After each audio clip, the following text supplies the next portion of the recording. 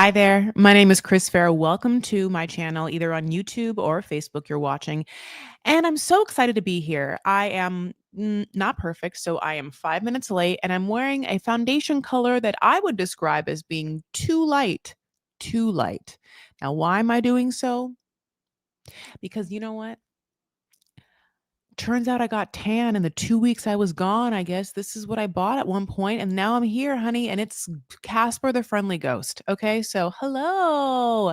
Happy almost New Year. It's Tuesday, December 30th. Hi, Hawaiian dude. It's 4:07 p.m. Pacific Standard Time. And I'm super excited to do a combo episode of 90 Day Fiancé, a live recap of The Other Way. This is season 7, episodes 12. No, what is literally, I'm having, it's not, it's, why did I put 12 and 13? I think it's supposed to be, Lord knows, 17 and 16 and 17. This is so interesting, but yeah, it is 16 and 17. Wow. Well, I'm going to have to edit that in post.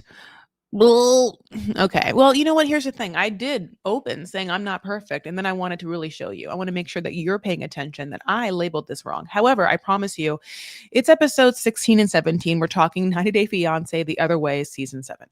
Okay. Hi. Hey. Hey, girl. Hey. Hi. Nice to see you. So, again, Happy New Year. I hope all is well. I certainly wish that you all had for the Hawaiian dude, a Mele Kaliki Maka. And for anyone else, Happy Hanukkah, Merry Christmas, Happy New Year, however you celebrate. It's the end of an era, and the era being 2025. And on to the next. So I think it's a good thing to remember that, again, there's nothing that lasts forever, and things transform just like time does, just like years do. You can't hold on to 1 year. It's going to be a new year in 2 days. And you can't hold on to anything. Why I would label something wrong on YouTube and Facebook. I'm so mad at myself.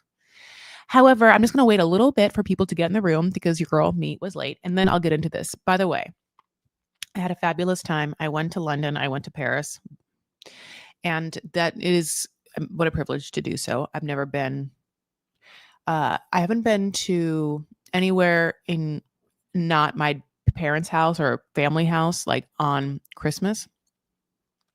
And I haven't spent time in Paris since I did a study abroad, a long ass time ago, so, maybe I didn't, I'm so sorry. I've been to Paris twice. No, okay. I've been to Paris. This is my 4th trip to Paris, but it's been 15 years. Okay. So, and Paris is my favorite city besides New York. I live in Los Angeles. I really had such a great time. I got to go to London for the West End premiere of Oh Mary, which was so fun. And then since it was just my dad and I, after my friends left in London, we were like, we can go back to America, or we can just go to, take a train and experience another kind of holiday season. And it was so great. Now, I will say this, my heart was there, and I did so many fun things. I'm going to write a Substack about it with all the pictures. But I will also tell you that my body wasn't there. My body would not get in line. And I mean, I didn't sleep at all. I mean, not at all.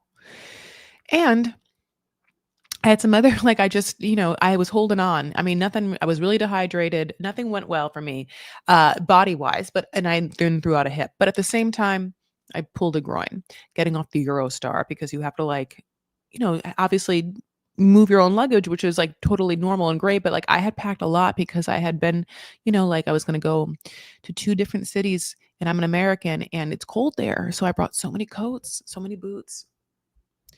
And so, yeah, I pulled a groin muscle getting off of the train and trying to throw my trunk onto the ground. And then I had to take 4 different Advils. And it went away.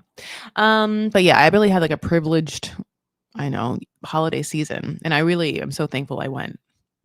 And I hate to complain at all. It's just that sometimes you're like, when you just like see, you're going to see, if you follow me, you're going to see, you saw a lot of pictures of it. And you're like, oh, this is so magical. And it certainly was. But just know that the entire time, my body's like, we're not going to let you enjoy it 100%. You're not going to ever sleep. And, when you don't sleep for like 14 days, you can like have some like crying spells. I really had a great time. I really did. And there's a lot of great memories. And I saw great art. I bought some fun things. So what a gift. I, when you like know how lucky you are about something, you're like, I am going to enjoy this. This is like a once in a lifetime thing, even though I told you I've been there 4 times. Okay, God bless. I'm saying I'm 43 years old. It isn't like I'm not 20. Okay. So it's still privileged. Okay. I'm lucky. But at the same time, when you know that, and then you just you can't sit in it because there's something else happening. You're like, God damn it. Anyone else would be eating this up. And I am like, just sleep. Can I just fall asleep for like 5 hours so I can have a little better mental health? Okay. 6 minutes in, I'll start at 7 minutes and then I'll remember to write a comment. Please write a comment after this is posted. At the same time, on the docket, I'm following 90 Day Fiancé before the 90 days on Vanity Fair. So that is the podcast that I am hosting by myself. Tee. I mean, it's a solo podcast. I have guests. So if you want to listen to me talk about that, you absolutely can wherever you listen to podcasts, and then also give me a 5-star review. I really need it. At the same time, you can also just probably watch that. I am going to start a transition where I try and like monetize things, just so I can make some sort of like cash for, my life. And so if you want to get the first visuals, I'm going to have to transfer the first visuals, like brand new spanking visuals, to a membership platform of some kind, maybe YouTube, maybe Patreon. And then like hours later, like the next day, I will perhaps put them free on YouTube. So I'm just going to try and see how I can make 2026 work for me. And I certainly wish you guys too. Oh no. I should have started already. So I just want to tell you that's what's happening. And then coming up though, I am going to record Sister Wives with a very special guest tomorrow and do a live recap. That's going to be at 2 p.m. Pacific Standard Time. And it is with my amazing cousin, Monique. And I'm so super excited to talk with Monique, who is obviously like my cousin wife, about the show because she's watched every season and she hates it, loves it like I do. So it's going to be tomorrow, 2 p.m. Pacific Standard Time. However, welcome as we talk about 90 Day Fiancé the other way. Now, I'm going to tell you right now, this is going to be season 7 and it's an episode 16 and 17 combo. And if you are watching anything live right now, and that's not what it says above thing, I was wrong. 16 and 17, the last 2 episodes in one right now. Okay, all the couples. Let's get in. So on 16, we had Dylan and Patia. On 17, we don't. So Dylan meets with his friend Chris, and Chris is like, when are you going to propose? That's not it. But he's like, when are you going to propose? And the thing about it is like, he's already been proposing. He's already been living with her. He's already been proposing. And he just keeps taking everything back. Like, a Native American giver, you know what I'm saying? If you're like a 90s child, you can't say the other thing and that's fine. But he keeps snatching things back, honey. By the way, what a fucking racist. Like, we're the ones. The term I'm not using, but if you're paying attention, you maybe know the term I'm not using. That must be about what Americans did to Native Americans. We are the ones that like would give them things and then take it back. Be like, well, you're going to have to move from this area, but you get all of this area. And then like 5 days later, we're like, cool. We're going to move from that area and get all of up there's area. And then just, that's what that means, right? Okay. So, he's done that with this ring. He's already given her a ring. This ring. He proposed to her, Patia, and then took it backsies. No takesy backsies. He did though. Now, I'm gonna tell you this right now. I don't love the ring. So I'd be like, okay. Do better next time. It's just, it looks like It's gold and it's big. It's like it has a billion little stones on it. Who knows what they are? It looks very dated, and it absolutely looks like a ring that he bought third hand from an estate sale of like someone from like Miami, or Palm Springs. And it's hideous. It's hideous. Really ugly ring. Um, she's already seen the ring and she knows he took it back. And I think it's weird that he thinks he's just going to use a brand new ring. Because it's like that ring is cursed. Also by like whatever dead soul you bought it off of. Because mm, he's, trying to, I guess, he's trying to have like a leg to stand on with Chris, but Chris knows his shit. He's like, it's been 12 years. What the fuck are you waiting for? You're weird. If you don't know by now, it's no. He's like, well, I want to fix some issues. Like, well, you already had enough time. 12 years, like, if it's not fixed, it's not going to be fixed. Especially, someone who, God bless, doesn't want to be fixed. It's funny because he is so, like, his whole thing, right? His adamant problem is that he is a mama's boy and talks too much to his mom and has obviously a very close relationship to his mom. And he thinks it's a non-issue. He thinks it's a non-issue. And he's mad that Petia thinks it's an issue. And yet he's sitting here being like, I need to fix these issues. Well, first of all, is acknowledging any of them. Any of them. You are controlling. What do you want from this woman? He seems to truly want, if we're going to believe this hook, line, and sinker, that this relationship is real, and I'm having a hard time. It seems like what he really wants her to do is like feel badly about the choices that she made, and therefore will say yes to whatever it is he wants and just like go with the flow of him, as well as give up like her lifestyle. It's kind of like Love Off the Grid a little bit. Except that he was also part of her lifestyle. I don't know how much money he has or what his income is because he has rental properties. They come in. He works as a plumber. We forgot about that. We're like, oh, yeah. What? He's a plumber? But he's obviously dressed like Crocodile Dundee, which is the name of that person. Crocodile Dundee. Like he's someone who like eats at, he's a walking Outback Steakhouse commercial. Like he should do the voiceover, like he invented the bloomin' onion. God. Remember when we all loved the bloomin' onions at Outback Steakhouse? And then there was like one shitty news story where they were like, hey, assholes, you know how many like calories and fats in that? And we were like, no, it's vegetables. And then they were like, oh, you don't? It's 4,000 calories. And I'm so sorry. It's actually 1 billion grams of fat. Did you know? And we're like, oh, is that with the dripping sauce? Because it's an appetizer. And you're going to get like something else afterward. Anyway.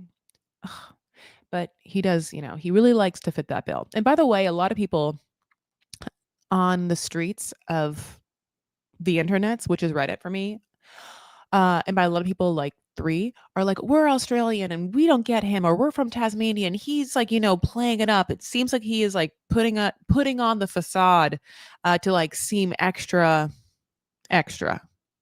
Right. Kangaroos. Kind of. God. If I could do an Australian accent and like a French accent really well, I'd be so unstoppable. And right now I'm so stoppable. Hi. Hello. Okay. So, he also admits that in Thailand, he didn't give her money. Like he didn't give her anything. Like he almost describes it as like an allowance. And so I'm like, well, what is happening there? How much money were you making in Thailand? And was she not allowed to work? And if she's not allowed to work, yes, and you told her to stay at home and you told her you wanted her to look hot and sit there, then yeah, you definitely have to give this person money to like live. And also, you didn't give her any money in Thailand. I mean, I haven't been to Thailand. Again, I only go to Paris. Just kidding. I would love to go to Thailand, but I've never been there. I'm just assuming that it's not like I'm assuming that it's like not as expensive day to day. So if your ass is telling me that you wouldn't give her any fucking money in Thailand, then like, yeah, why does she think you're going to give her money in Tasmania, where you have like family and rental properties and stuff like that? I'm just assuming it's more expensive in Tasmania, but you can tell me maybe it's the same. And yeah, I mean, here's the thing: this is what's the same. He's a cheap bastard wherever he goes.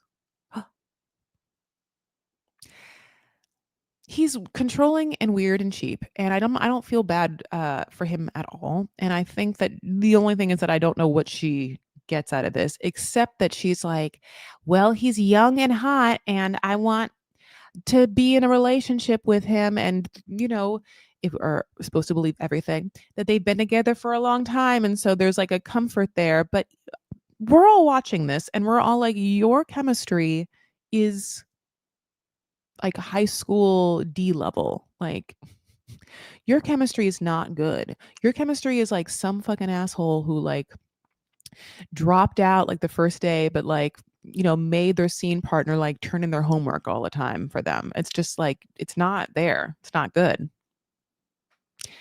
Yeah, it's not like hot. It's not romantic. I mean, but let's move on because we're supposed to get one of those scenes. Okay, so he takes her to a strip club, and like this is where we're supposed to, I guess, feel any sort of sexual vibe between them, which is not. It's a sexual atmosphere, and truly the lady that signed her release to like film herself dancing is a good dancer. She's having a good time. He seems detached. He seems like he's never been in a strip club ever. I mean, he seems so prudish about it. Like, what I do is I go up there for, you know, older women and they throw money at me, but she does a champagne room. Now, champagne room with one person and him on a stage. And if he says he never does any like solo work, is, hmm, it's not being cognizant to the patriarchal society that we live in and how sex how sex how sexuality is displayed in social situations. I haven't, I haven't stripped.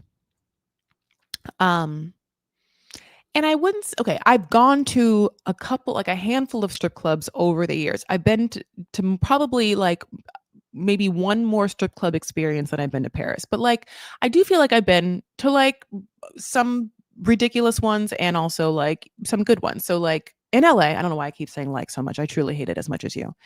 In LA, there's Jimbo's Clown Room, which is like it's like there were strippers there, but it's not really a strip club. It kind of is, but it's more like this alternative hangout where people have birthday parties. It's just a different culture than like what you would consider a strip club. And I've been to Crazy Horse in Vegas, and that was like a very beautiful strip club. Like big, fancy, like every person that works there looks like a top tier baddie, like top tier baddie. Um Also Ramsterdam, it's so funny because it's like, yeah, like when you go to the red light district, and not that I've been to that many times, but when I did the study abroad in France 1 billion years ago, I went to Amsterdam, so I went to the red light district. Okay, God bless. So when you go there, like the women or whoever's in the when I went there, whatever, God bless, the workers in the windows were drop dead gorgeous, right? Like not like top tier porn, like the people that are winning the porn award looked like what was happening at the red light district. And Crazy Horse in Vegas was kind of like that. Like because yeah. So then besides that, there's this one strip club I went to, and then there's the southern strip clubs I went to, one in Atlanta and one in New Orleans.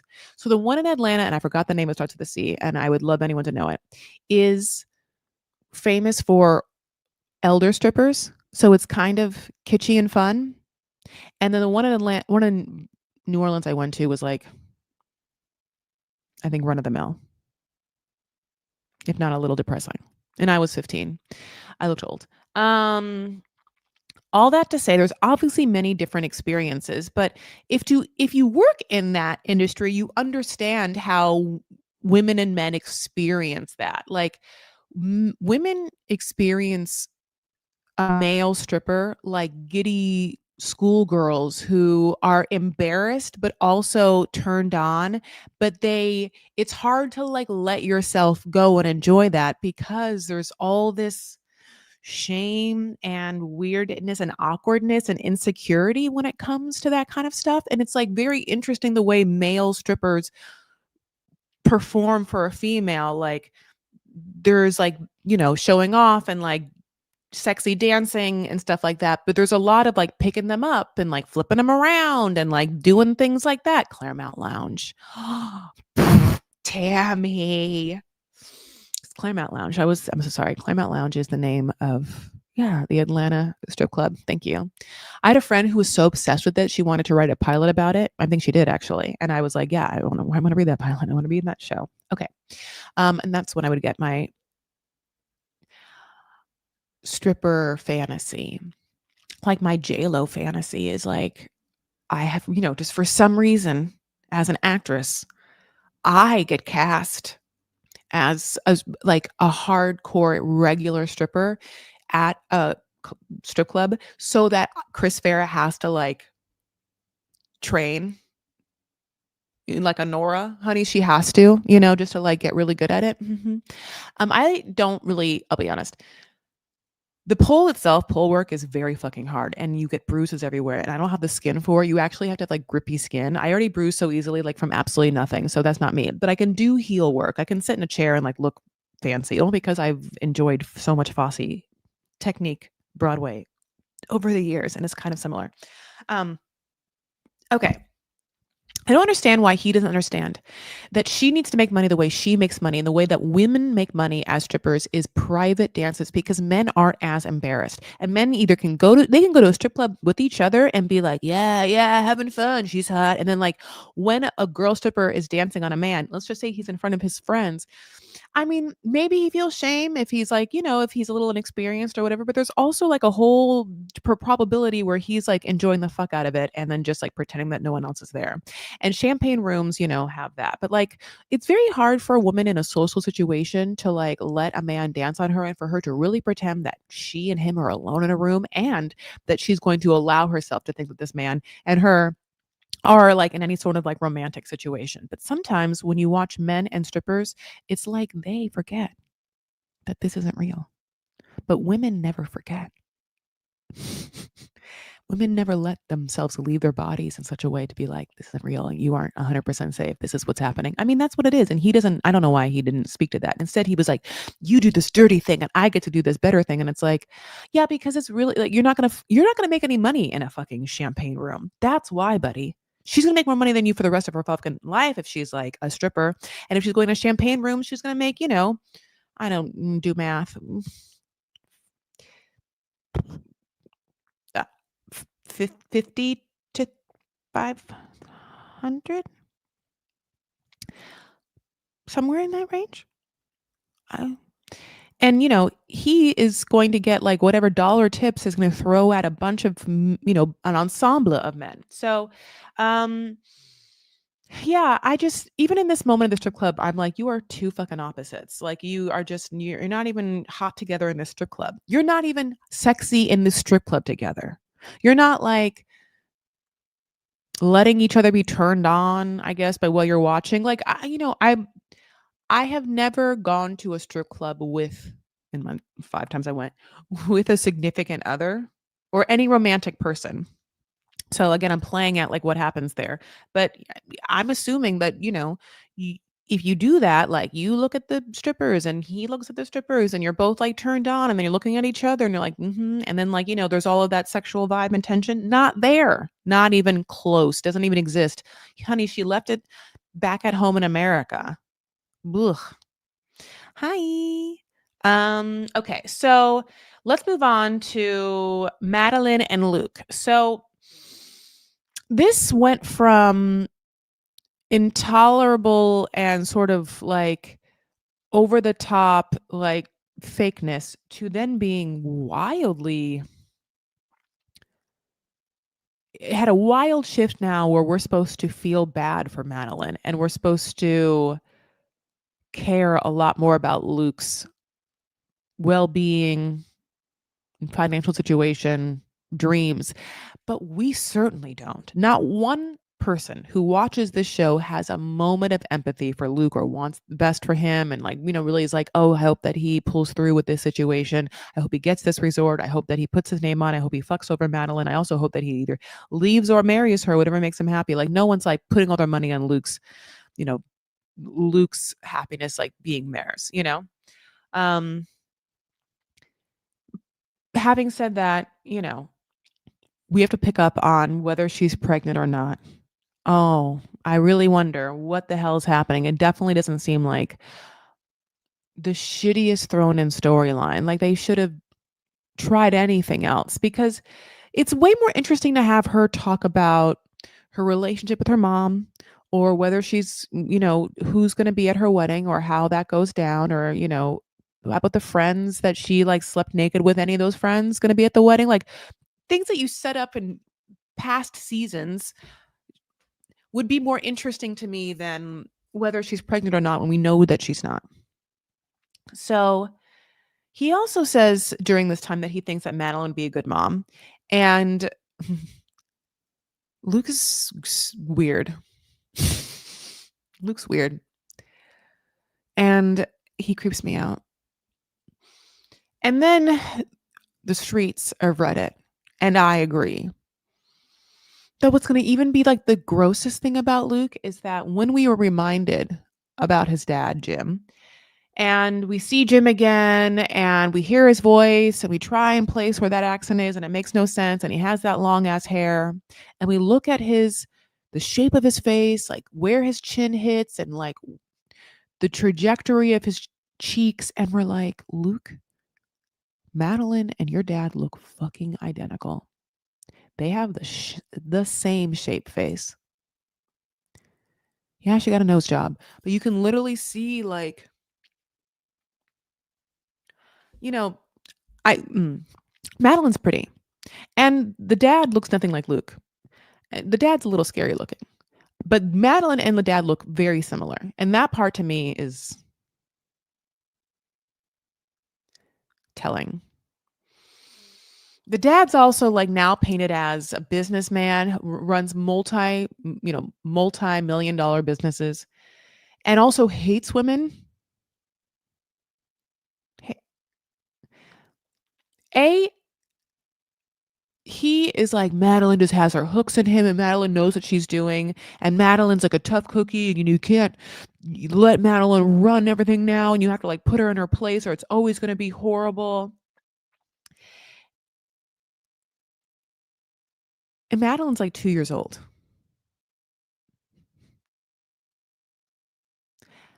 He never tells his son anything about what his son has done. Okay. Luke will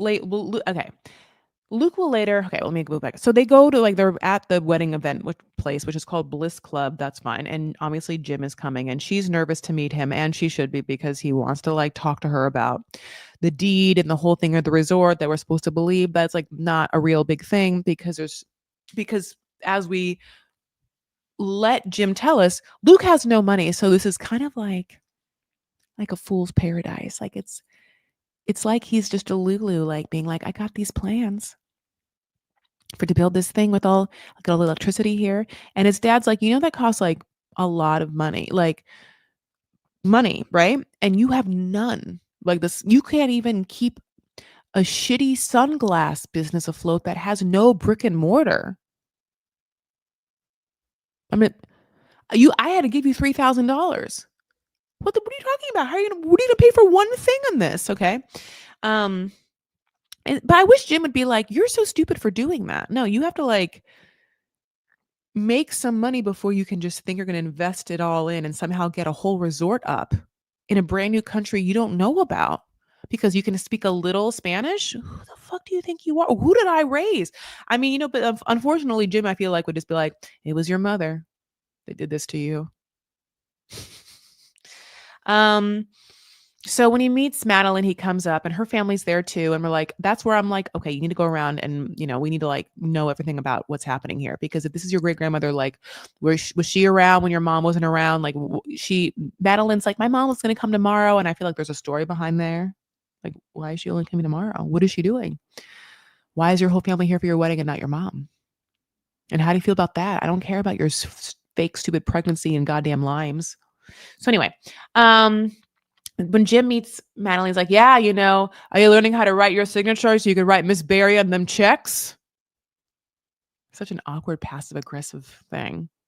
I want Madeline to be like, yeah, yes, I'm going to allow your son to take care of me financially. It's what we've always been doing. It's part of the nature of our relationship. It's transactional. I believe a man should take care of me financially and also treat me really, really well. So yeah, I'm going to write all of the checks and I don't feel bad about it. And I'll tell you what I'm also going to write my name on: the deed to your son's dick. I mean, just kidding. Resort plans, resort land deed. Because sometimes I'm like, this Madeline, God bless, speaks really better English than I speak Spanish.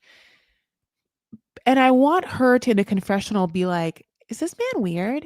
Also, do we look alike? Is that weird? We look alike a little bit, don't we? Okay. One cute moment is when Madeline's like coaching her family to say nice to meet you. She's like, okay, guys, when he comes up, nice to meet you. And they're like, yes, nice to meet you. Nice to meet you. And it's funny because do you ever see that video on YouTube that's like what people who don't speak American think American sounds like, because I could do a bunch of like, oh, French sounds like whatever. Obviously, this is like rudimentary. And I'm not going to go on. Arabic sounds like, maybe, I don't know. I'm just being wildly racist and I pick the two things I can do. I'm Arab and American. But, I wonder, yeah, when you hear like what American English sounds like to other people, it's very rhotic. It's like a lot of R's to me. Anyway, all that to be like, yeah, people have to be like, I to meet you. So God bless when, the young little boy is like, yes, I got it. Nice you meet you. Got it. And I was like, yeah, that's really hard. To and you sound exactly alike. It's just one little consonant off. I want more Madeline and dad drama. And I definitely want like Madeline's mom against his dad. Okay. So let's move on to Chloe and Johnny. So they go to the beach to process, which is what we all should do sometimes. Just really put toes to sandsies, really feel that earth, really let the ocean air just like hit our face, smell it, and like process. Now, when they process, they just go to the beach and then she like sits on his leg and he's like, yeah, that right there. I'm like, that is not comfortable for her. No one wants to sit on someone's leg and lap for like a long period of time. It's like a hard, weird muscle. You just like, it's moving. It's like not super stable, but I wouldn't want to. She's like, yeah, this is fun, but I'm going to have meatball night. Now we're all like, well, are you going to get fucking Snooki in from Jersey Shore? How the hell are you going to have a meatball night in goddamn Aruba with your blonde ass hair? But she doesn't know that because that's a whole different generation. So she does not understand what the fuck meatball night means, but we do. Okay. Meatball night is when her and her friend Maria like get drunk and be meatballs together, which we're like, ugh. Are you going to gym tan laundry? Are you going to say, cars are here? Like, is that what also happens on meatball night? Ugh. So, he is, now we get like the part of the storyline where he's like he's suddenly jealous, like a jealous asshole. Like, just remember that we started off with her not going to be happy with his, his shindig, her being hyper controlling and wanting to know where he is at all times and like, stalking him. Then of course her mom. And now it's completely changed where he is like, you can't go out without me. and she like wants to go out with a friend that like he's met before. And he's like, "Yeah, I just want to know what kind of mode you're in. Like it's a wife test." And we're like, "What?" "Oh, well, I'm going to tell you right now that this 20 nothing year old shouldn't be part of your wife test. You're a dumbass. And I can don't even need a test to tell you that right now." Make her pass a wife test? She's nothing years old. Also, you know why she's not going to pass her wife test? Because her mother hates you. That's how you know she is not it for you. You can't have that mom hate your fucking guts, can't trust you with her daughter and be like, "Yeah, I'm gonna make sure you're okay for my wife test." No. Okay. Um, so they go to dinner. It's her and her friends, and all of those girls are like, we got a memo from the producers to like really clearly state to you that Johnny isn't shit. He's not it. Not it. He is cheating on you, has cheated on you, is going to cheat on you again. All you have to do is you just lay and wait. We're telling you not like, "Oh, you live in LA and there might be earthquakes and maybe the big one's coming." We're telling you it's coming right now. It's about to happen again tomorrow and it's happening tonight. So like, where's your fucking kid? And she's like, "Well, we'll see." And her friends are like, ugh. Now, I like everything style wise that's happening with them, and I don't mind. And I want to bring it up because they're the younger generation, and it makes me important. It makes me, I guess, I won't say it makes me important. That's not all I said. I want to say it's important to keep abreast of the trends. Um, so all her friends show up to meatball night in absolute black on black because this meatball night is actually the funeral for their relationship, Chloe and Johnny. Dearly beloved, we've gathered here to say our goodbyes. Um, they are like, "Yeah, we are going to be in mourning for, whatever you have with him. And we're also going to wear like cute black flats." They're like loafers and like kind of those like wedge sandals that like was again also popular in the 90s and early 2000s, almost like Doc Martens, but also just like if it's a sandal. Like a Mary Jane kind of sandal. God, I was like, what is happening there? And one of their friends has a LV bag. I thought I had taken a picture and I can't find it for you right now. So you're just gonna trust me. Look like a never full. So this is where after the girls have dinner, okay, and then they go out for like separate drinks. One girl leaves. She's like, "I don't want any part of fucking this." And then now she's walking with her friend Maria, Chloe is, and she's like, "Yeah, yeah, yeah. So here's the other thing. He's going to meet up with us, the person that you hate." Yes, the one and the same that you were like, "We don't like this guy." I was like, "Cool. Well, he's going to meet up with us later." They're like, "Why?" He's like, "Yeah, he just, he wants to." And Chloe is not doing one of two things. A, it sucks because she has already like doesn't trust him. And so she wants to like know what's happening. But he's like, "Well, if that's what you want, then you have to give it back to me." Maria's like, he's a machismo asshole. He's the kind of guy that thinks that he can do what the fuck he wants, but it better not be you. And how dare you think that you can like live in a world that he inhabits, which is a cheating, fucked up, I can get drunk with my friends and flirt with anyone kind of world. And you better not like make a side eye. Also, at this point, it's before Johnny gets there. Chloe orders, and you're welcome that I remembered this, vodka 7 Up with a splash of grenadine. And we were all like, "Bitch, a dirty Shirley?" "Hi, can I have vodka 7 Up?" I like vodka with 7 Up and a splash of grenadine. So many syllables. It's a dirty Shirley. Is that what you want, a dirty Shirley? Just say it then, dirty Shirley. Also, if if you are dating someone that orders a dirty Shirley, you can't date them if you aren't their exact age. I cannot imagine like going on a date with someone and having them order like, I'm trying to think. I mean, yeah, if a guy ordered Dirty Shirley, any age, I'd be like, no, Nobody. I can't ever. How am I gonna ever order a drink with you ever again? Oh my god! Any bartender like would just be like, oh, and you'd be like, I know, I'm so sorry.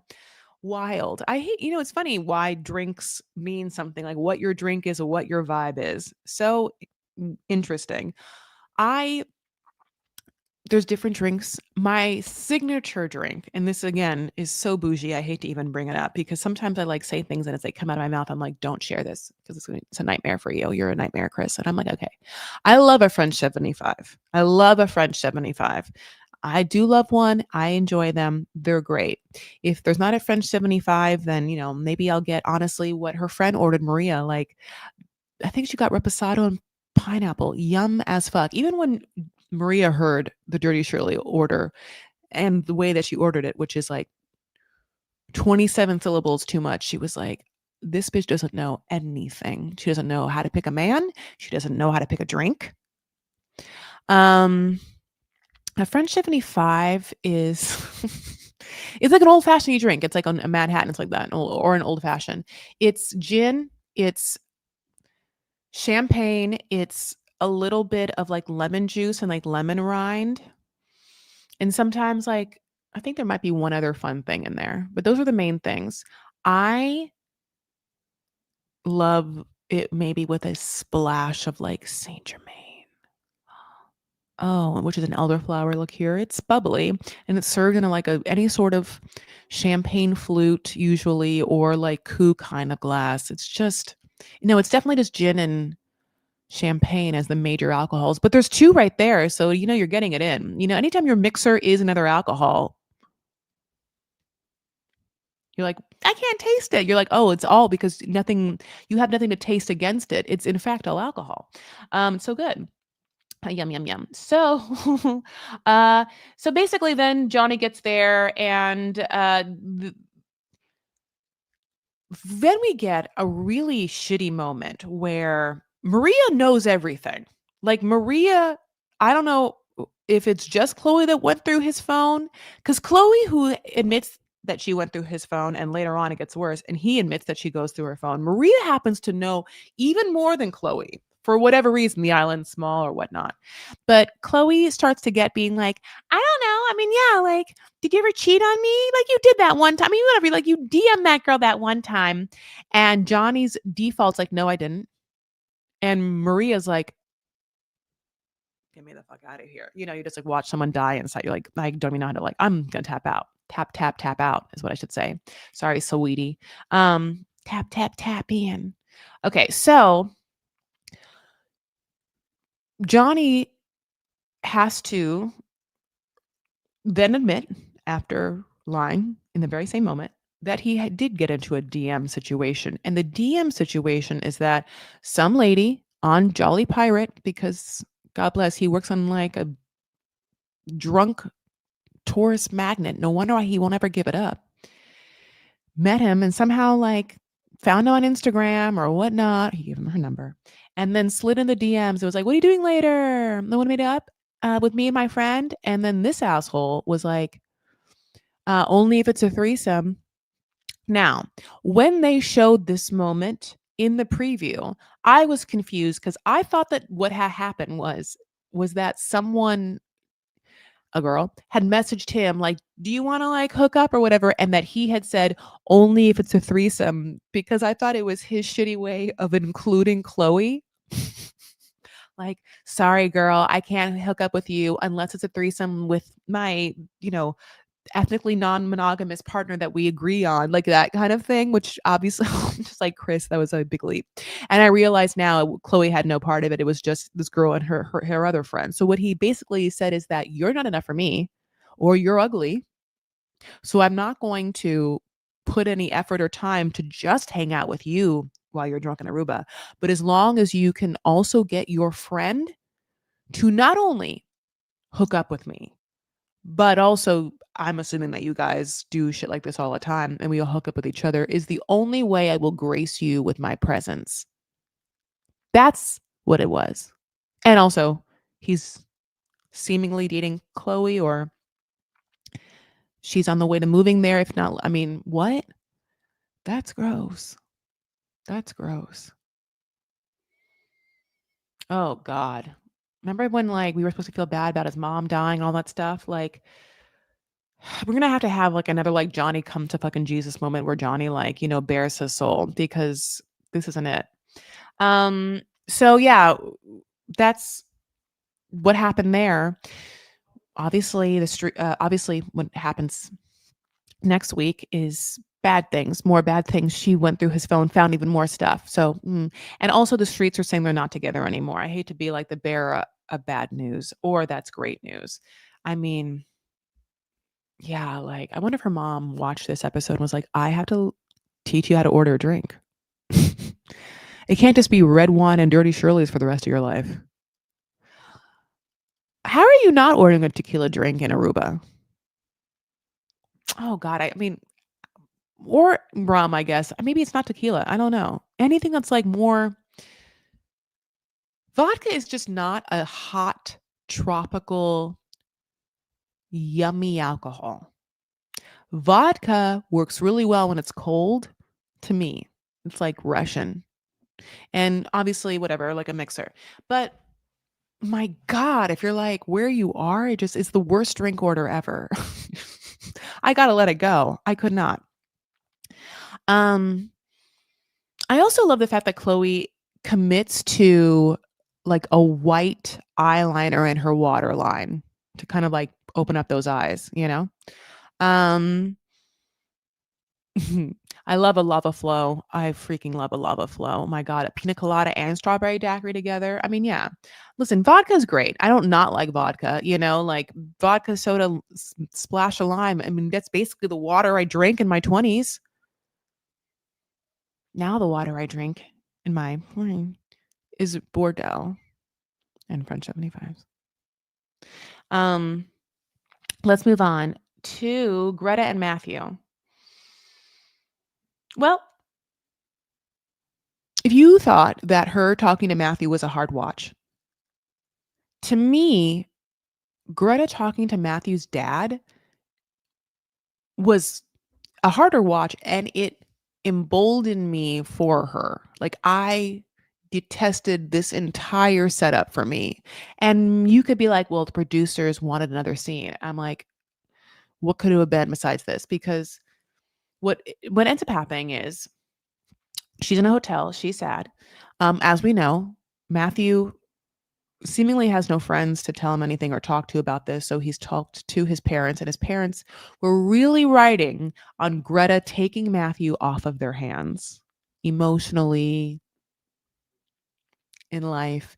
Like, I get it. Like, okay, but I get it. I mean, okay, I don't have kids, but you want your kids to be happy, right? And then there's all these like society markers that, like, especially older people and, society has told us it'd be great if you hit these things so that we think you're okay, and getting married is one of them, maybe having kids, having a stable job, buying a house, getting a car, like graduating college, like you don't have to do any of these things at all, right? You can live a happy life not doing any of them, a couple of them, whatever. But those are like the tropes that were like, well, is this person doing okay?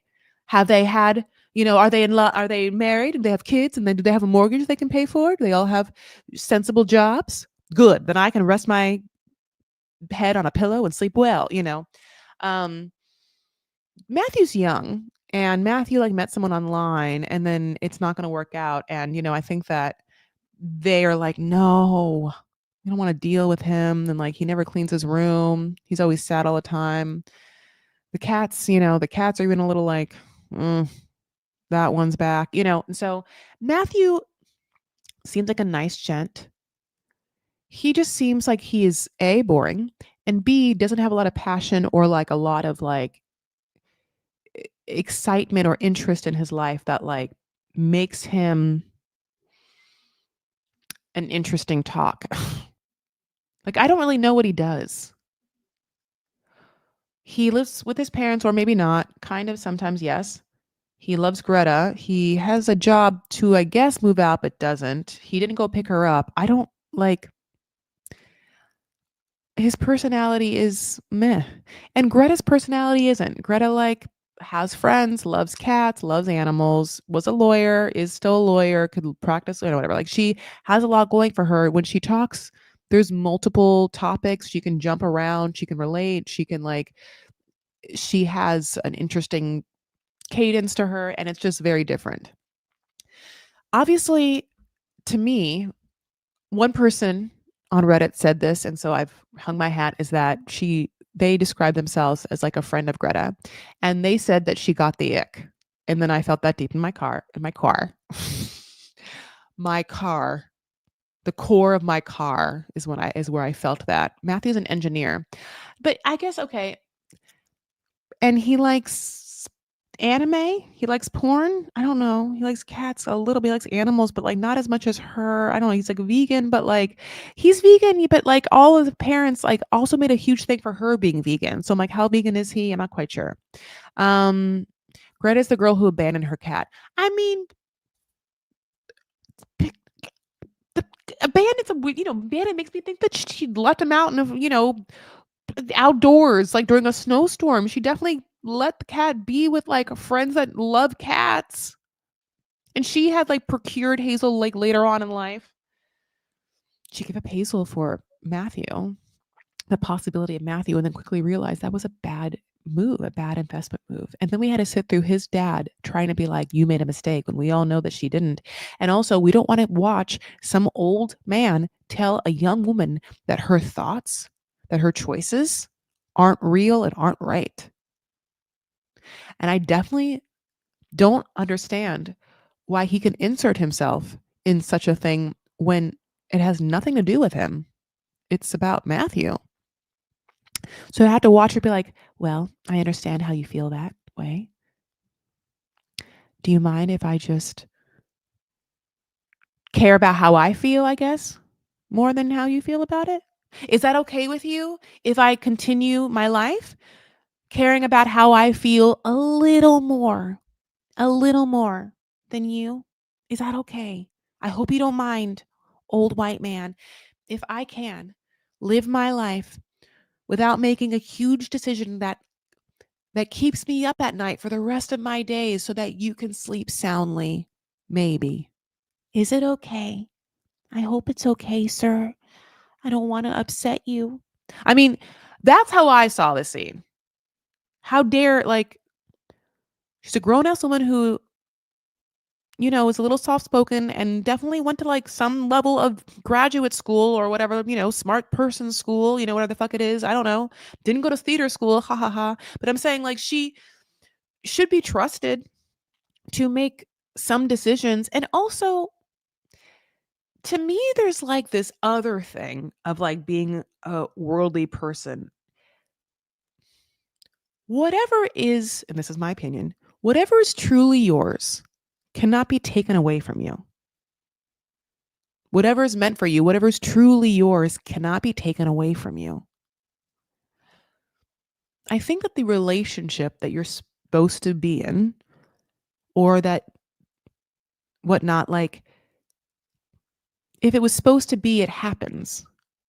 It might not happen like the exact way it looks, or maybe it goes back, like maybe, I don't know, but like, you don't have to, I think, worry and resent something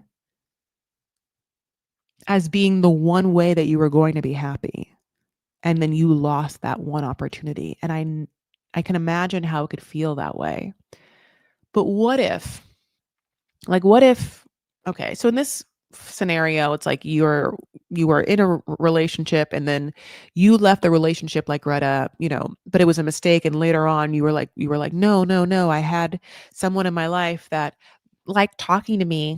So, and I gave it up. And will I ever find someone who likes talking to me that also like will drink oat milk with me? Like, I don't know.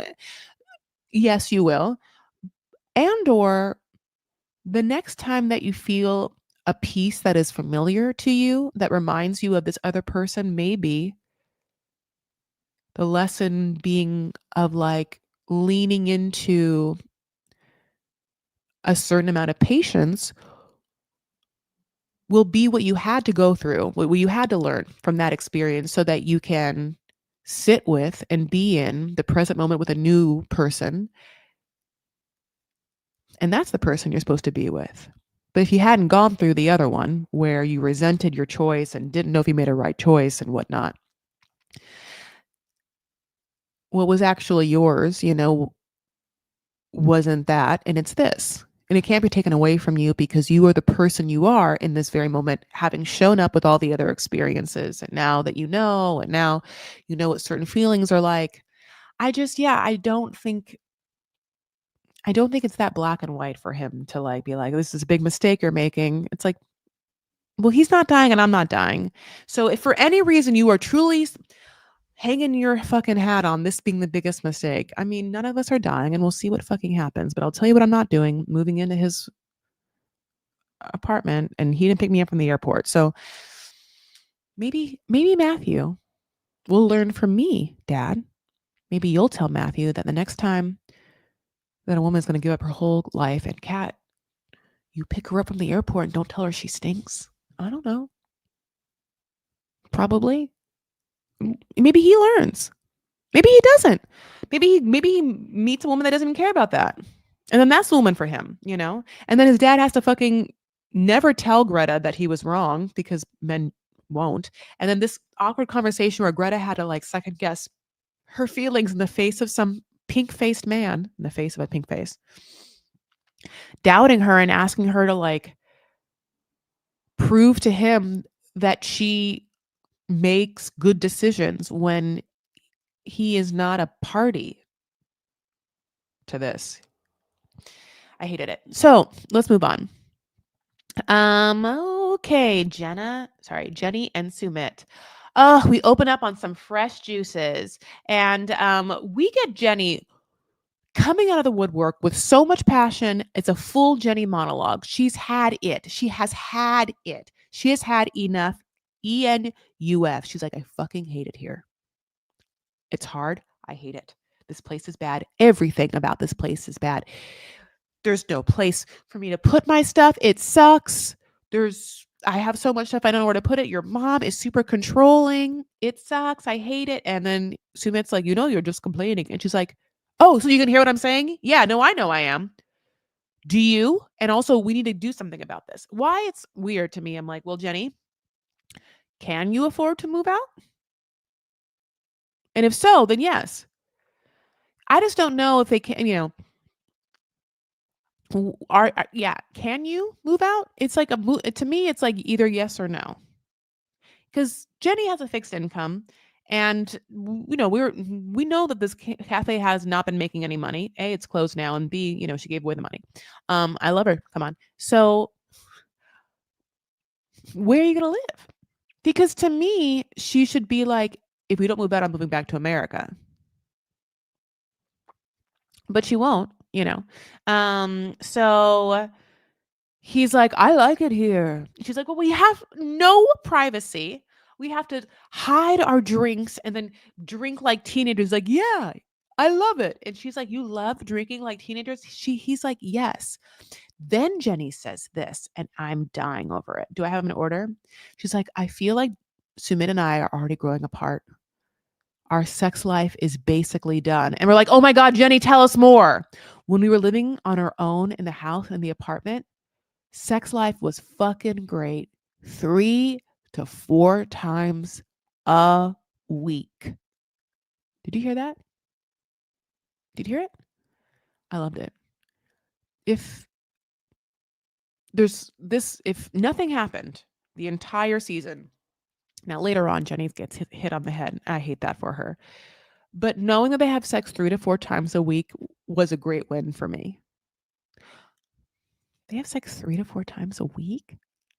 That's like a lot, right? I mean, just it's a lot for the age reasons and like the amount of time they've been together.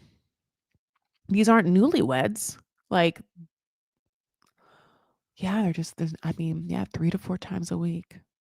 I mean, is that because she just like gets a little drunk and then she just gets a little frisky and he's like, yeah, I love that. I want 1,000,000,000% more information. Remember when they went to the Kama Sutra stuff clinic? Anyway, I'm like, "How do you have like, yeah, how do you have sex in this place?" And she's like, "I don't. I hate it here." No wonder why she hates it, honey.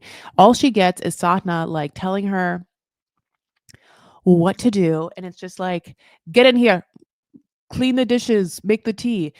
Okay. They're gonna okay, let me move on. So they're gonna go, do family time. The family time is a picnic in the park and playing cricket. Oh my god, we get such great shots, and it's the whole family. Dad, mom, sorry, there's no sister. Sister-in-law, and then also brother, their kid, obviously, and, Jenny and Sumit. And they're playing cricket, honey. And, at first Sumit's like, "Jenny is not athletic. She can't even play catch." And we're like, "Well, that is funny." I'm so unathletic that, like, I look like Jenny when I'm doing anything. Like, I'm sorry, the way that Jenny was moving around the cricket ball is exactly the way that I look in any sport. I watched a video yesterday of me just running after, like, like, playing with a dog, like, and, like, someone was, like, throwing something for the dog, and the dog would, like, run after, like, whatever, like, wet rag of rope or whatever, and I have to, like, I'm chasing after the dog, and it's, like, the cringiest thing to watch me move. I'm so slow, and it feels like my body is, like, like, like, my legs hate the idea that they have to, like, go above a Santour, and so the you see the humiliation and you see the embarrassment, but you also just see the laziness in my body as it tries to force itself through the space and time. When I have to run or get after something, I'm too slow. So many sports are like, get that ball before that person, or keep the ball from that person, right? And that's bad because the person is going to, like, get in my space and want to get the ball, and then, like, I'm going to have to run away from that person. I can't run. If the person has the ball and they run away from me, I can't catch them. I look like Jenny. Okay, so they're playing cuz they do this a lot, and that makes sense for them. And Jenny, honey, Jenny gets hit in the goddamn head. I try to take the perfect shot of Jenny getting hit in the head because I'm a horrible person, and I couldn't get it. But I hope that she was okay because I don't know what a cricket ball is like, but if it's hard, I hope that was like, I mean, like, how do you know you don't have, like, a brain bleed or something like that? You don't It's hard when elder people have, and I love you, Jenny, when they have trauma to their body in a small way, because sometimes you don't know, like, how that's gonna come down the line. Like, if she, like, if she gets hit in the head and then she, like, falls to the ground, is she gonna, like, hurt a hip later? You know? Ugh, it's so hard out there. Um, I didn't like seeing her get hit on the head, and then also, like, no one seeing if she was okay. Now, she fell to the ground in a comical way, which was sprightly, but also I don't know if she was, like, embarrassed to be on camera, and I feel, like, embarrassed that this would happen on camera. And, Jenny, if you're watching, because as I've let you guys know, Jenny watches my YouTube. Jenny would look the exact same way at 43. I mean, I also don't do sports, and things hit me in the head all the time. I'm so tall, Like, I fall all the time. I have banged up knees for, like, just walking. It's sad. And so I was gonna say, like, I'm happy that she's getting out there. You know what I'm saying? Like, Jenny was 100% more about this cricket than she was about yoga. So then after the cricket, um, Sadhna starts by having everyone sit down and is like, "I'm so happy that everyone is here and everyone has come together. I'm so happy that we're all as one living underneath the house, and that you and Sumit, like, came back to us." And she kind of, like, starts that. And, Sumit uses this moment to be like, "Okay, well, happy that you're happy, but, the reason why I wasn't there the whole time was because you didn't accept My wife and I, so that's what had to get over. We had to get over that for us to be together. And she's like, that's not really what happened. And then from that moment, it turns 180 to then him being like, oh, yeah, yeah, yeah, come on. That is what happened. You're very controlling about the things that you want. And then you finally accepted my wife and I, and that's why we're around here. And the minute that that doesn't happen, we won't be here. And she's like, how dare you? How dare you say such things to me? And he's like, the truth? He's like, I love you, but you are controlling. Like you, and you're judgmental. Like you want things done your way or nobody's way. And she loses her shit. And f- Sumit, who has had a backbone in this, is obviously the one talking. Jenny's like, what is she crying about? But it's like the sister-in-law and the brother that start to really fucking have their back. Yeah. Sister-in-law is like, she's impossible to make happy. Look at me. You think that she should be on my fucking kissing my goddamn feet for marrying her other son, letting her boss me around. You know how good my chai is? I don't know why they live with them. Why those, yeah. I mean, unless you're going to tell me, bitch, it's because what happens in India is they live together. That's why. Get out of your American asshole. And I'd be like, okay, fine. And I don't know if like the matriarch of most Indian families like call the shots, but certainly Sumit's dad doesn't and hasn't ever said anything.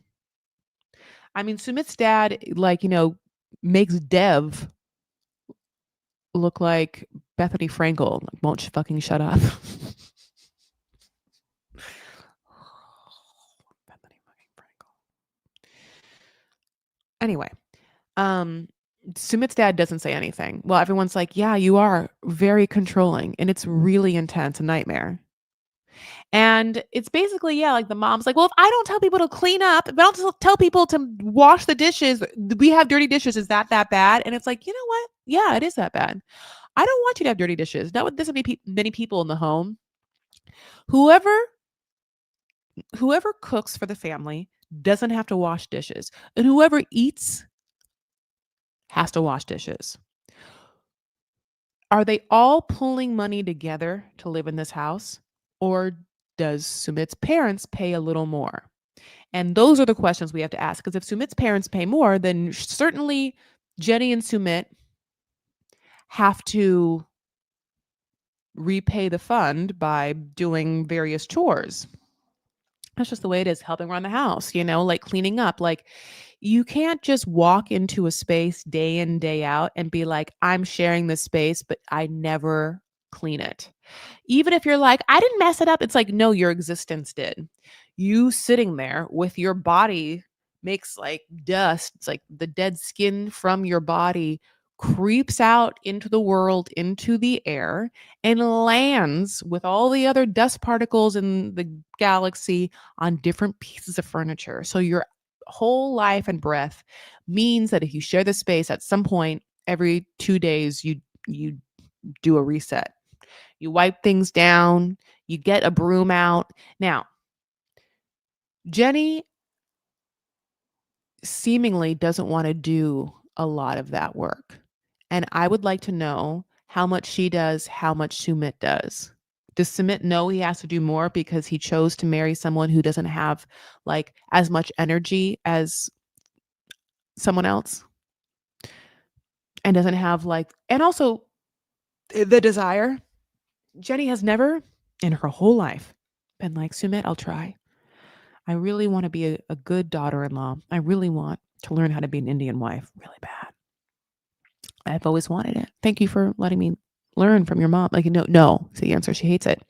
Yeah, you have to like do one of the things though. So like if Jenny is sharing the space though and eating chan masala or butter chicken when she's not making spaghetti, then she has to be like cleaning up and dusting things and sweeping things and taking out the trash, a combination of this. It can't just be Jenny, but like everyone should have a thing that they do real good. you know like if Jenny doesn't want to get up at 5 a.m., like Jenny can just be like, I'm not going to be the 5 a.m. tea person.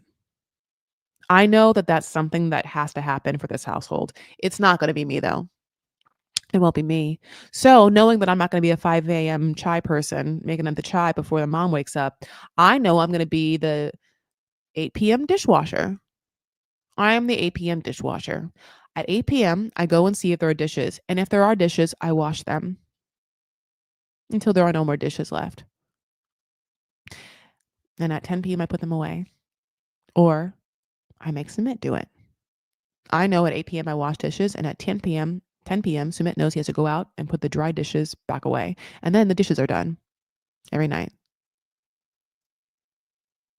Okay, Manon and Anthony. So Manon and Anthony, we also did not have on the episode 16, and then we got them on episode 17. Um, Manon has been really open and lovely on social media with me, and she's like reached out to me. Um, and like hopefully I'll be able to maybe have a little talk with her or something with you guys. Like I would like to have her like as a guest on YouTube or the podcast. I really would. So, but I just have to like make sure that can happen. But at one point I will tell you because obnoxiously how many times I have to tell you that I was in France for the holidays. So Manon had reached out to me on TikTok and was like messaging me back and forth. And I knew that she didn't live in Paris, right? Because she's very open. She lives in, they say Marseille or Provence area. It's like she doesn't live in Marseille, but it's close. She lives in like in the southern part of France. How horrible for her. And Paris is like not, it's pretty north. So, but I did a study abroad when I was in college 10 years ago. Lie. And it was like part in Paris and part in a medieval French town that has a theater festival in the summer, and it's called Avignon. And so one of the things I really wanted to do was like maybe take the train from Paris to Avignon and like reunite with this magical city that I used to be, I was a young person in and like ran around in and was like, I loved. But that didn't get to happen for a lot of reasons. A, that's very hard to do. And then B, I had my dad and he like didn't want to walk. And C, I just didn't have time. Okay, all that to say, there was a moment where I was like, Manon, if I got myself to Avignon, would you be able to like meet me in Avignon? And she was like, yes. And then I didn't get there. But I'll just keep saying it. Um, so Manon opens on a full French fucking conversation with her mom. I love when people talk in their native languages because then you get to like really see them and their mannerisms with, like they're, with someone else that they trust and love. And you get to see that person's like, you know, true personality when they get to express themselves in the language that they love the most, and Manon speaks perfect English, but Manon's mom doesn't. And so to have an elongated scene of watching Manon's mom just talk to her, converse in the tongue that she knows really well was great because it's like, oh, we get to like see this person. Manon's mom, we only kind of saw with her dad, and it was kind of like awkward, cold, like she's making us mad and she's always so dramatic. But like watching a long conversation, again, I can sing it in French, you learn a lot.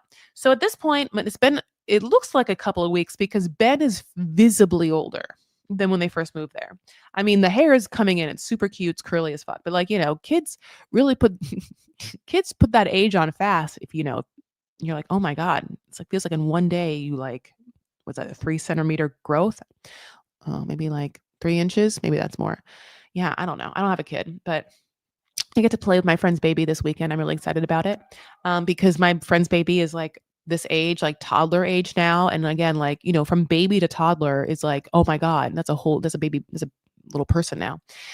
Okay, so Ben is enjoying mom time and they seem real chill. She's feeding him. She's doing a lot of like that basic caregiver stuff. And the mom is like, what are you feeding him? And she's like, yeah, like I know what to do now. I feel confident. And it is because Anthony took so much on of like the primary caregiver role. And I guess as Ben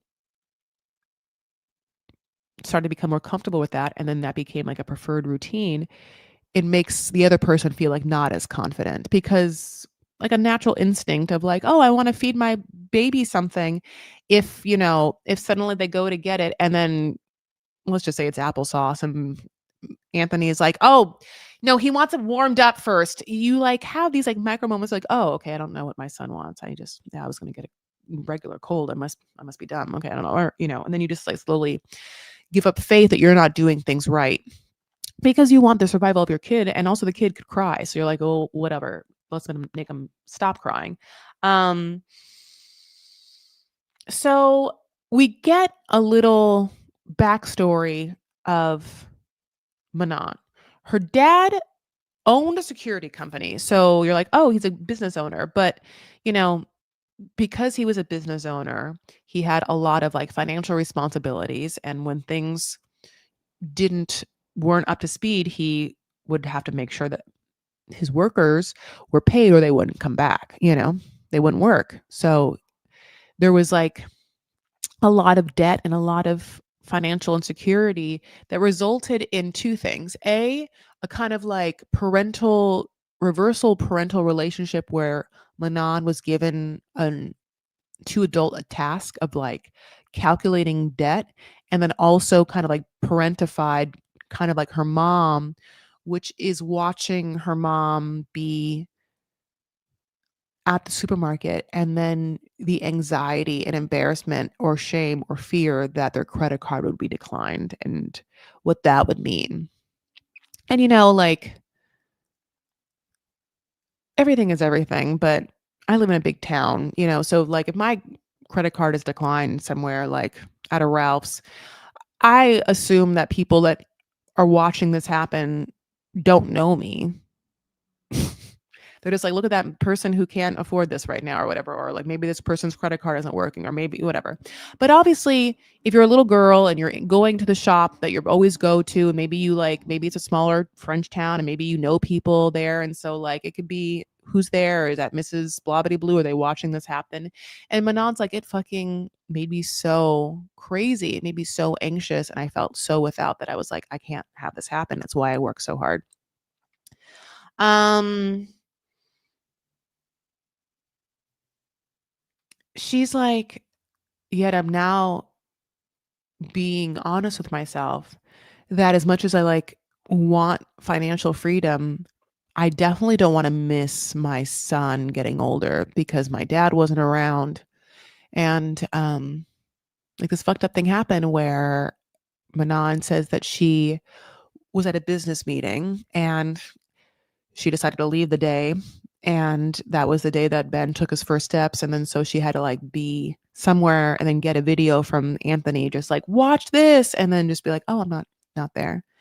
And you like watch your child's first steps and you hear like one cheer and it's your husband's cheer, and you like know that in that moment it would have been great if it was like two sounds of people cheering. Oh, voila! There it is. I don't know. You know how many times they say voila? So many times they say voila in France. Like to me, this trip was a lot of voilas.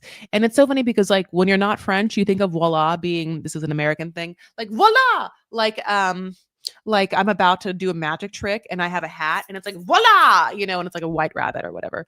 But so many times it's like there it is. There's the Uber. Voila. I'm like, oh, yeah. Anyway, now I'm like everywhere I go. Honey, Ben's walking. Voila. Voila. Okay. I don't know why I'm now saying it like a Lebanese person. Voila. Voila. I see it. Voila. No, just so you know, Lebanese people speak better French than, I mean, obviously me. So they wouldn't speak French in an Arabic accent. They speak French in a French accent. They're very well educated, not me. That's why I did what I did. So Manon's like, I just want to be a mom now. Like, fuck money, get babies, fuck money. Okay. So she's like, I want to be with Ben and I don't want to like, miss out on anything. And she also, at one key, also, it's like an interesting thing. She says to her mom in the very beginning, like, of this conversation, like, I don't have the same situation as you. I work. And I wonder I feel like there's a part of Manon that's not saying, I have to work this hard because I don't have a husband that's going to work. I cannot rely on my husband to financially provide for my family, period. I don't even know how he does it for himself or how he did it for himself before I came along. His parents, but they don't like me enough to give me money. I'm not quite sure. It's interesting. Um, yeah, like to me, if Ben got a job, that's actually, to me, the thing that needs to happen to balance everything because they moved to France so she would have a better relationship with her child and a better relationship with Ben and also save money, maybe buy a house. Those are all the things. But in order for her to have to work less and to have a better relationship with Ben and him, I think the money stress should be off of her. And one great way for that to happen is if he was bringing in something. Now, you and I both know that there's such thing as the magic of Hollywood. So in this scene, we're supposed to believe that she's like, I'm going to hold off for the business now, which coincidentally has been launched on the internet. So you can buy soap, um, buy her soap. Listen, France makes great products, makes great beauty products. And I'm sure like, her soap smells great. Um, yeah, I actually am interested in it. I am not usually a hard soap girl. That's like, remember when Chloe and her mom were like, you use bar soap? But there's like fancy bar soap. I actually don't use bar soap. I really am someone who just likes a fresh washcloth and body gel. I love body gel and a fresh I can't talk, washcloth. And the body gels always change. Like I definitely always love to have like a lavender something on me. Like I really enjoy lavender. Um, and for a long time, people like Necessaire and Aesop. I'm like, whatever. I was basic and liked the Le Occitan almond oil. I think that smells really good. It's a scent that like makes me feel clean afterward, and I like the feeling, the texture. Um, Bar soap tends to, I feel like, leave a residue that isn't that feels like chalky. It smells like it's like a soap residue. Like, there's like a I don't know, but maybe the goat milk thing, I'm not quite sure. Maybe a rinses thing. And the other thing about bar soap is like, okay, so it's a big block of bar soap, and then you get it wet, and then then you to me, you would have to then put it on a washcloth, and you're getting the washcloth like sudsy, and then using the washcloth all over your body. Then you just have a slippy thing of soap that's like wet and has the bubbles on it and like gonna stick. And then you're supposed to put it into a soap dish, and then it seals itself on the soap dish. And then from the moment that it's not fresh soap, it looks bad for the rest of the time it's there until it's like slivers. It's like hardens to the soap dish, it gets stuck there, and then the next time you use it, it's like, how do you even get it out? It's slippery. It's like the actual experience of bar soap is nightmarish. I got it, Chloe, what she said. I was like, yeah, I get it. No, it's just hard. It doesn't feel clean. It feels like a whole fucking rigmarole. And then just to put the wet soap on something just never feels clean again with the soap. Like I want my soap to be like in a container that doesn't have air access. And then I want to be easily put on, to a device that gets sudsy. And then I want to use that device all over myself. And then when I rinse off, it's like nothing really left, maybe a slight smell, but no residue.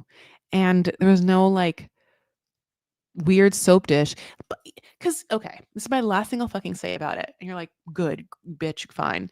Okay, I have a basic bathtub shower combo. Okay. And in those basic bathtub shower combos, there is a built in soap dish, right? Like it's built in the wall.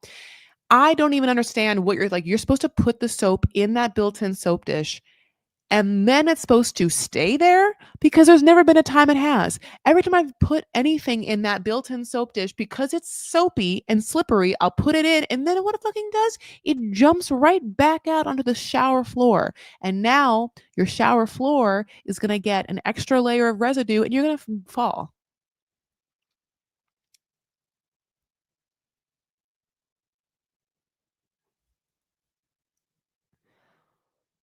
What Who thought of it? Everyone's like soap on a rope. Okay, fine, soap on a rope. I hate to say this too. Soap on a rope gives mild penitentiary vibes. Like, I hate to say that, but unfortunately, I grew up in a culture where like don't drop the soap meant something. And we all know what it means. I don't want to say what it means. It's like there's so many things that I grew up with that are horrible or vulgar, like, Native American giver, God bless, like I said earlier, or this like soap on a rope trope, which means if you're in a penitentiary and you drop a soap, you get raped. That's what that means. Okay.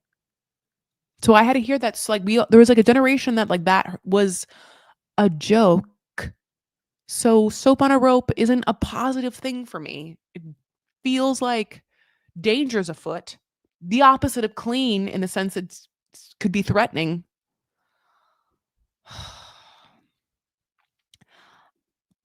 No. I mean, no, I think I've already described what I like not even Dr. Bronner's, but like, yeah, like I don't need to be super fancy. I like Dr. Teal's or Teal's, like anything lavender truly would be lovely, but like the good smelling lavender and not the shitty smelling lavender, which, no one does lavender better than France. Honey, that Provence lavender, that's the real shit. It smells so good. That's the end of the episode. Zuh. That's it. That's what happened. Can you believe it? I talked about it all. You guys, what did you think? I'm so yeah, I'm like, well, whatever. I'm into this season and like, we're obviously 16 and 17, like who knows what's going to happen after this, but I love Before the 90 Days too. So overall it's like it's a very good time to be a 90 Day Fiancé fan. A lot of good new couples right now on both shows. There's no old couple except for Jenny and Sumit, and I don't mind that. I like them. Like there's not one couple we've seen before. It's like so many brand new people. Except Madeline and Luke. Fuck. Madeline and Luke and Jenny and Sumit. Um, yeah. Jenny and Sumit are like the perfect the other way couple. There's nothing more the other way than Jenny and Sumit. Although they could also be unhappily ever after. Which people were also like, were they supposed to be unhappily ever after and then got moved to here? You don't know. Because at this point they can film however many couples and then put them on whatever show they want. Oh, look, there's a brand new Love in Paradise. Oh, so you just have couples that are just in beautiful places that you didn't have room for in other situations. So you're gonna put them on this. It's so interesting. Interesting is the word. All right, my babes. That is it on this combo live recap. I'm so thankful of you guys being here and spending time with me. If you haven't yet, please like this video, like give it a thumbs up. Just tickle my algorithm. It just makes everyone and me, but YouTube and Meta and all of the people understand that what I'm doing right here isn't a nightmare for you guys and should be lauded and celebrated in the algorithm and stream. If you watch dumb things and you want someone like me to talk endlessly about minutia and details and wonder why, I mean, this is the place for you. Also, um obviously moments of song, 90s references, stories about myself, um and pop culture stories. All right, so yeah, that's what's happening here. Thank you so much for listening. And obviously, yes, if you want more of me, you absolutely can get more. If you have a podcast listening device, go and download Vanity Fair, give it 5 stars. And you can also listen to that's the Before the 90 Days feed. And also, it's on Patreon right now. If you want any of the visuals early, you can go to Patreon, Chris Farah, sign up there, Substack, Chris Farah. I'm going to post a huge post with my Paris and London travels, but you'll know also the whole sides of everything if you listen to me. Because it's gonna look like I had the best time, and I certainly did, but I also, God bless, went through it. Um, as one does. Nothing's perfect. But at the same time, Chris Elfair exists on TikTok and Twitter. You can like TikTok and Instagram. TikTok, yeah. Sheena and Manon are both talking to me there, are in the comments on my TikToks.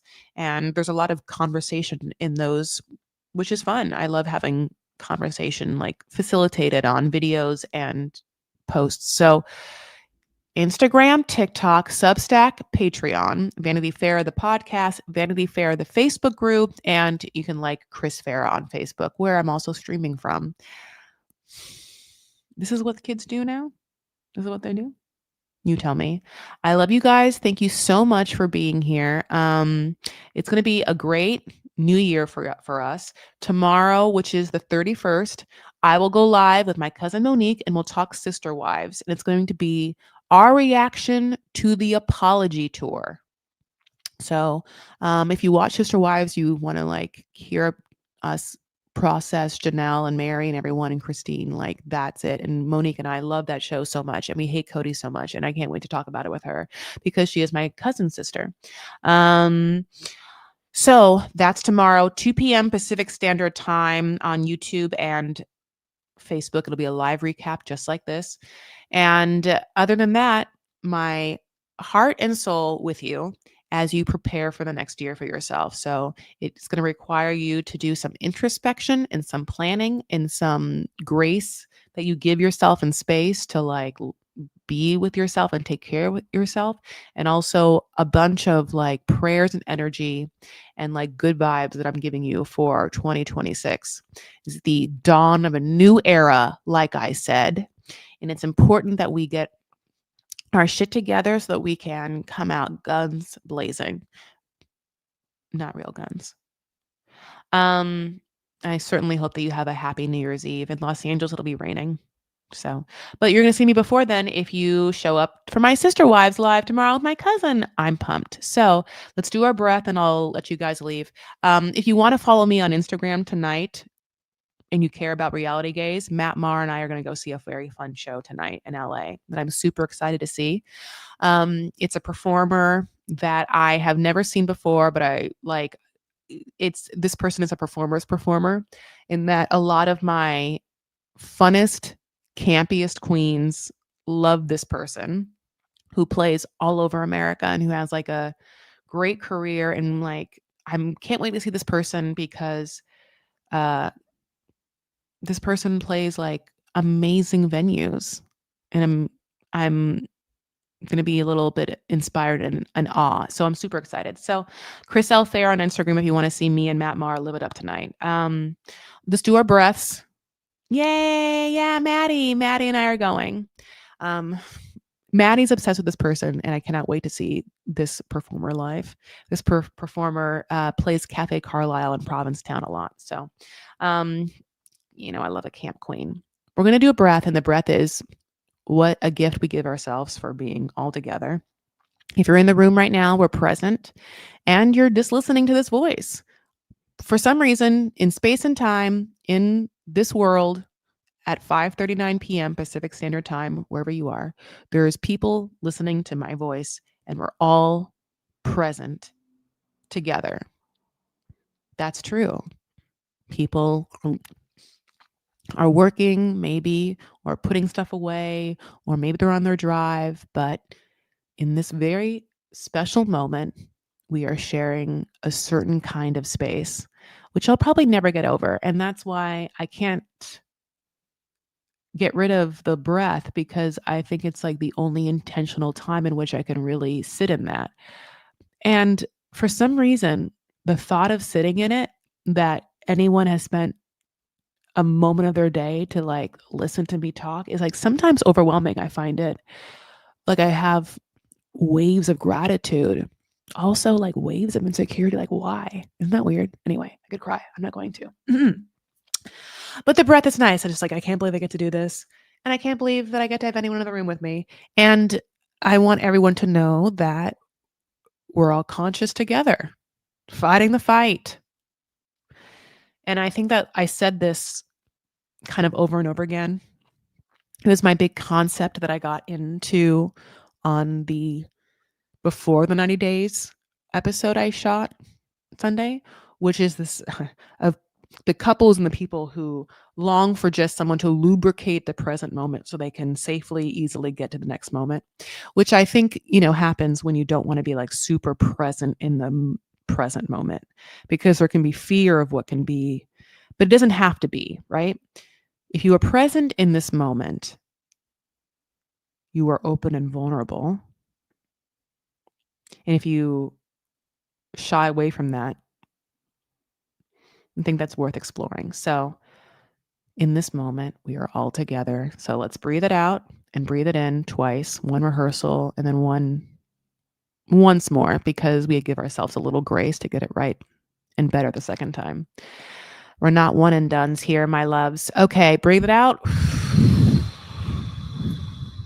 And then bring it in. And then bring it out. And this is the real one. We're all together. So breathe with me.